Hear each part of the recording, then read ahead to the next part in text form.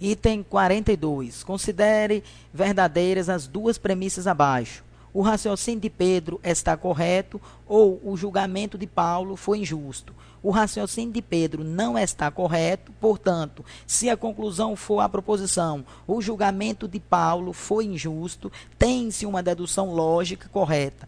Como procedermos na resolução?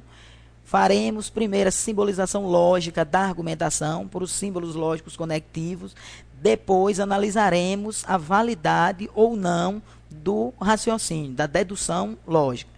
Vejamos, a primeira proposição, o raciocínio de Pedro está correto ou o julgamento de Paulo foi injusto. Chamaremos a primeira proposição, o raciocínio de Pedro está correto, de A, o conectivo ou a disjunção inclusiva, e a segunda proposição, o julgamento de Paulo foi injusto, chamaremos de B, simbolização A ou B. Segunda proposição fornecida, o raciocínio de Pedro não está correto. O raciocínio de Pedro não está correto, já temos aqui em cima a proposição, o raciocínio de Pedro está correto. Aqui embaixo veja que está negando a proposição de cima. Então, por isso, simbolizaremos por não há. É a negação da proposição A, princípio da identidade. Não podemos chamar de outra proposição, de B, ou de C, ou de D, pois se fizermos isso, não chegaremos a uma resposta desejada. A conclusão, temos o julgamento de Paulo foi injusto.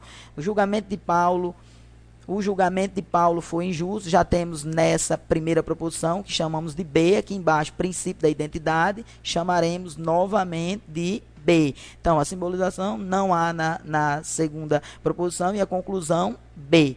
Detalhamento da argumentação. Vejamos o detalhamento da argumentação. Temos a primeira proposição A ou B, a segunda não há e como conclusão B. Procederemos supondo verdadeira todas as premissas para vermos se com isso a conclusão será verdadeira. Se isso acontecer, o raciocínio é um raciocínio válido, é uma dedução lógica correta. Se não acontecer, não é. Como proceder? Primeiro, vamos supor verdadeiro essa disjunção inclusiva ou essa proposição básica negada. Vamos supor primeiro essa, pois a disjunção vai depender dos valores de A e de B para sabermos se ela é verdadeira ou não. E essa proposição é uma proposição básica, uma proposição que só pode ser ou verdade ou falsidade. Então, vamos supor primeiro ela verdadeiro. Se A é verdadeiro, princípio da identidade. Se não A é verdadeiro, princípio da identidade. E o A, na primeira proposição, vai ser o quê? Vai ser falso, porque A é o contrário de não A. Então, o A vai ser falso.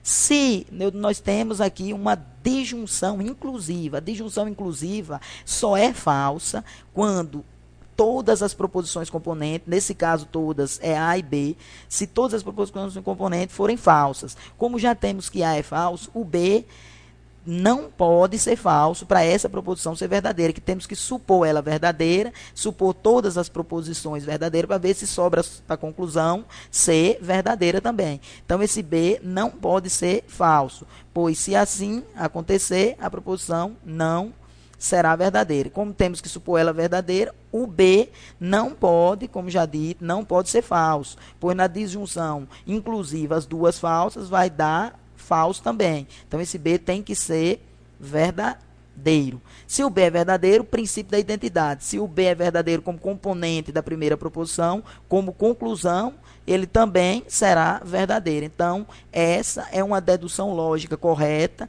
é um raciocínio lógico correto, pois, ao supormos verdadeira as premissas, só restou para a conclusão ser verdadeiro também. Item correto. Item, portanto, correto.